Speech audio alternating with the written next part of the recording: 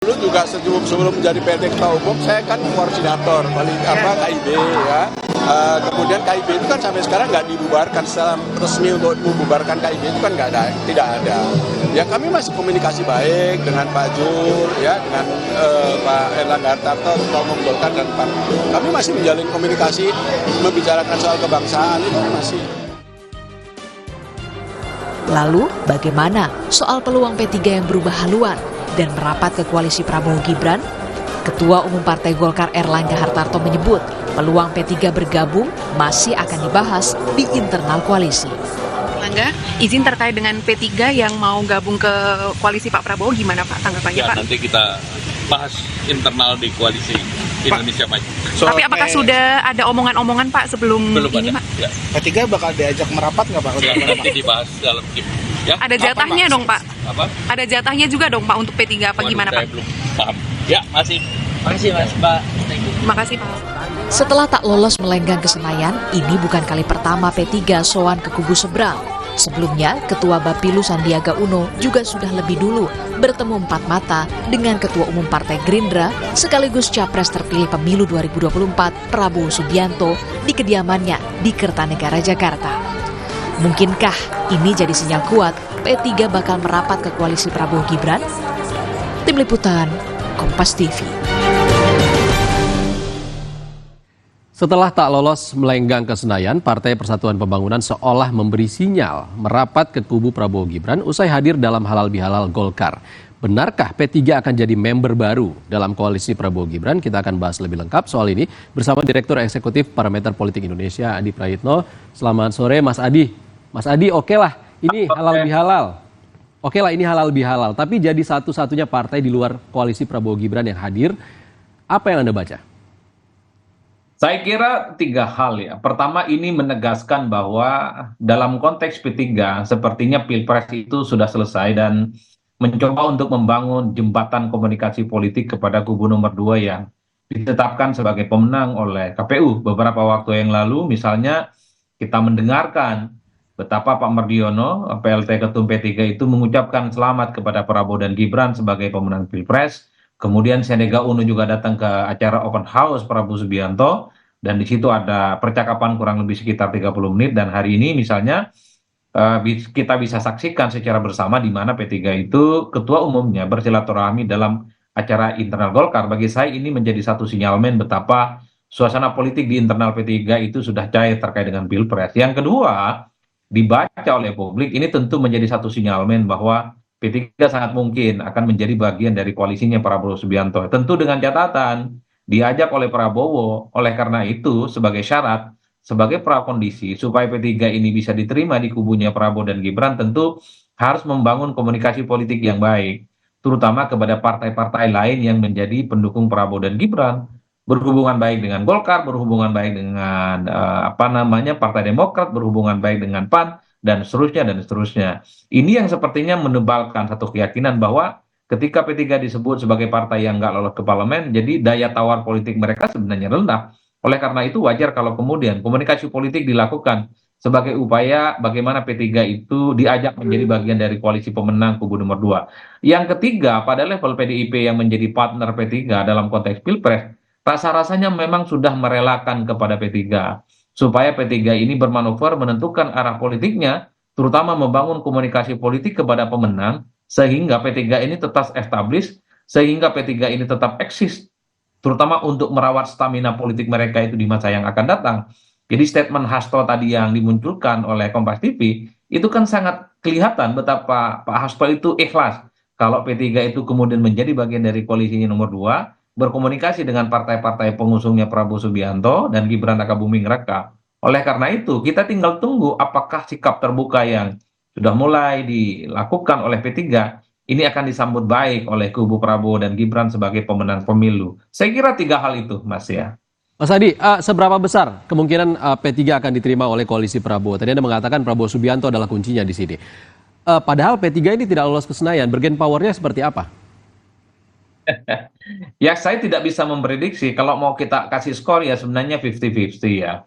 Pertama harus diakui P3 ini adalah partai politik Islam yang paling tertua di negara ini yang per hari ini sebenarnya eksistensi dan sejarah politiknya memang cukup dibutuhkan ya, terutama untuk menjelaskan kepada publik bagaimana munculnya sejarah Partai Islam yang mulai Orde Baru dan bahkan reformasi itu masih terus kuat ya. Tapi yang kedua harus kita akui, karena P3 ini adalah partai politik yang tidak lolos ke parlemen, tentu daya tawar politiknya ini dinilai tidak signifikan. Dalam konteks itulah kemudian sebenarnya P3 itu sejajar dengan PSI, sejajar dengan Hanura, sejajar dengan Perindo dan partai-partai lain yang nggak lolos parlemen, yang saya kira dalam konteks untuk memperkuat barisan dukungan politik, terutama dukungan politik di parlemen, memang tidak terlampau signifikan, Mas. Oleh karena itu, satu-satunya harapan sebenarnya bagi P3 untuk bisa menjadi bagian dari kubu Prabowo Subianto adalah bagaimana Prabowo Subianto itu memberikan hati dan pintu secara terbuka. Sekalipun P3 nggak lolos ke parlemen, tapi eksistensi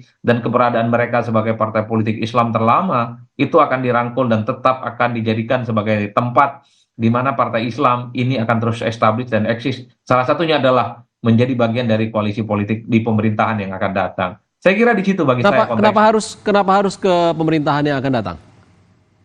Ya tentu dengan cara itulah kemudian P3 ini bisa menunjukkan kepada publik soal exposure dan aktivitas politik mereka, bahwa P3 adalah partai Islam yang saya kira memang terus berupaya untuk terus tampil kembali dalam konteks kancah politik nasional.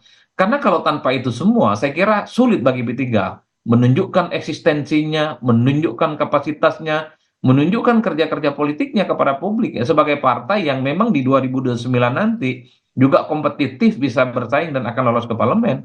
Oleh karena itu, kalau ada menteri yang masuk dalam kabinet Prabowo dan Gibran, tentu expose ya, dan pemberitaan politik terkait dengan P3 akan terus dirawat stamina politiknya.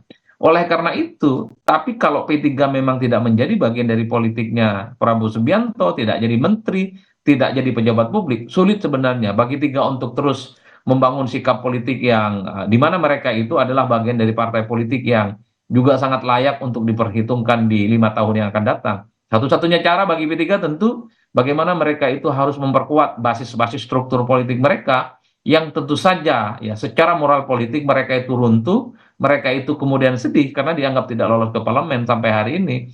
Oleh karena itu, lolos ke parlemen itu adalah pertaruhan sebenarnya bagi P3 di 5 tahun yang akan datang. Salah satunya adalah menjadi bagian dari kubu pemerintah yang saya kira kalau menjadi bagian dari kubu pemerintah, exposure pemberitaan dan aktivitas politiknya relatifly akan lebih mudah untuk terus meyakinkan rakyat, mendapatkan simpati dan dukungan di 5 tahun yang akan datang. Tanpa itu semua, saya kira P3 harus kerja keras, menyolidkan dan mengonsolidasi basis-basis politik mereka di luar kekuasaan yang saya kira butuh resource, butuh SDM, dan butuh logistik yang saya kira memang itu harus dicari solusinya oleh P3. Saya kira di situ konteksnya. Oh ya, Mas Hadi, kalau ngomong-ngomong jatah menteri tadi Anda mengatakan, mungkin nggak P3 bisa dapat? Karena kan ada banyak koalisi gemuk sekali Prabowo Gibran. Ada yang lolos ke Senayan saja sudah berapa? Ada Golkar, PAN, belum lagi partai-partai yang tidak lolos ke Senayan. Bagaimana?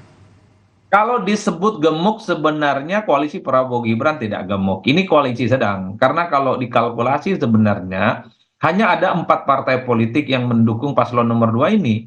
Gabungan dari 4 partai politik ini, kekuatan politiknya hanya 41% dan belum mencapai 50% plus sekian. Itu artinya apa? Secara kalkulasi politik, koalisi Prabowo Gibran tidak bisa disebut sebagai koalisi penuh. Ini adalah koalisi yang cukup ramping sebenarnya, yang sebenarnya kalau secara umum ini agak sedikit riskan dukungan politiknya di parlemen. Oleh karena itu, secara alamiah sebenarnya Prabowo Gibran masih membutuhkan minimal 1 partai politik yang cukup solid, perolehan pilihnya signifikan, seperti PDIP mungkin, seperti PKB mungkin, yang saya kira untuk memperkuat barisan dukungan politik mereka di parlemen nantinya. Oleh karena itu, dalam konteks P3, publik bertanya-tanya, apa kemudian yang menjadi relevansi ketika P3 itu dikaitkan dengan soal kemungkinan menjadi bagian dari kubu Prabowo dan Gibran? Satu, ketika bicara tentang kebutuhan memperkuat parlemen, bukan P3 jawabannya, karena P3 tidak lolos ke parlemen. Satu-satunya argumen yang saya kira bisa disampaikan kepada publik ketika dikaitkan dengan soal kemungkinan bergabung dengan Prabowo adalah P3 ini adalah partai Islam, partai terlama, partai yang per hari ini adalah yang tetap eksis sekalipun dipilih di 2024 ini tidak lolos ke parlemen. Oleh karena itu, kalau mau jujur sebenarnya, kita tinggal melihat gitu ya, apakah akan ada hati dan tangan yang terbuka yang akan diberikan kepada Prabowo, yang akan dilakukan oleh Prabowo ya merangkul P3 yang sebenarnya secara politik mereka ini daya tawarnya cukup rendah mengingat mereka tidak lolos ke parlemen. Jadi disitulah kemudian rumitnya membaca bagaimana urgensi P3 jika menjadi bagian dari koalisinya Prabowo. Memperkuat basis parlemen tentu itu tidak ada argumennya. Tapi ketika ingin mengakomodasi supaya partai Islam ini partai yang paling lama terus ada di negara ini, saya kira itu butuh sikap kenegarawan, butuh sikap yang terbuka yang nantinya akan ditunjukkan oleh Prabowo Subianto. Tentu hanya waktu yang akan menjawab segala-galanya. Oke, tapi tidak cukup P3 artinya? Bagi saya, kalau mau jujur ya memang daya tawar politik P3 itu wassalam, Mas. Ketika partai ini tidak lagi lolos ke parlemen. Oleh karena itu, satu-satunya cara yang saya kira untuk menjadikan P3 bagian dari koalisi pemerintah adalah kemurahan hati, kebaikan hati yang ditunjukkan oleh Prabowo Subianto, merangkul partai non-parlemen, merangkul partai politik yang kalah pemilu menjadi bagian dari koalisi pemerintah. Ini yang saya kira memang akan kita tunggu ke depan akan seperti apa. Karena kalau kita membaca secara umum, ketika Prabowo Subianto menyampaikan pidato secara terbuka, akan merangkul semua pihak, akan merangkul semua eksponen, terutama pihak-pihak yang sekalipun mereka berseberangan di 2024, harapannya adalah bagaimana ada rekonsiliasi, di mana rekonsiliasi itu adalah kerjasama politik di antara partai-partai yang kemarin saling bersaing dan bersatu dalam satu kolam koalisi bersama, termasuk ada P3 di dalamnya. Baik. Nah, tinggal kita tunggu apakah Prabowo Subianto akan merealisasikan itu semua, termasuk menjadikan P3 sebagai partai pemenang pemilu, mengingat sekali lagi, ketika P3 nggak lolos ke parlemen, saya kira daya tawar politik mereka sudah tak ada urgensinya lagi. Oke, Mas Adi, tadi Anda mengatakan kalau PDIP tampaknya sudah ikhlas nih dengan P3 gabung ke Prabowo Gibran. Lalu bagaimana ke depannya koalisi PDIP dengan siapa? Apakah cukup sendiri saja atau justru ada kemungkinan akan bergabung dengan partai lain? Kalau membaca kecenderungan angin politik sampai detik ini, rasa-rasanya sulit bagi PDIP untuk menjadi bagian dari koalisinya Prabowo dan Gibran ya. Argumennya saya kira sederhana. Di situ ada faktor Gibran yang saya kira dilihat sebagai dari replika politiknya Pak Jokowi. Kita tahu bahwa di mana ada Pak Jokowi, pastinya di situ tak ada PDIP. Beberapa waktu yang lalu masih lekat dalam ingatan kita, PDIP mengatakan secara politik PDIP itu tidak ada persoalan apapun dengan Prabowo. Jadi ketika ada isu pertemuan antara Prabowo dan Mega, saya kira itu cukup rasional. Karena pada level PDIP dan Gerindra, tidak ada pertentangan politik yang cukup ekstrim yang kemudian membuat mereka ini tak mau bertemu. Tapi kata PDIP, mereka itu hanya punya masalah dengan Pak Jokowi. Oleh karena itu, selama hubungan Prabowo Subianto dengan Jokowi itu baik-baik saja, rasanya sulit bagi PDIP menjadi bagian dari koalisinya Prabowo.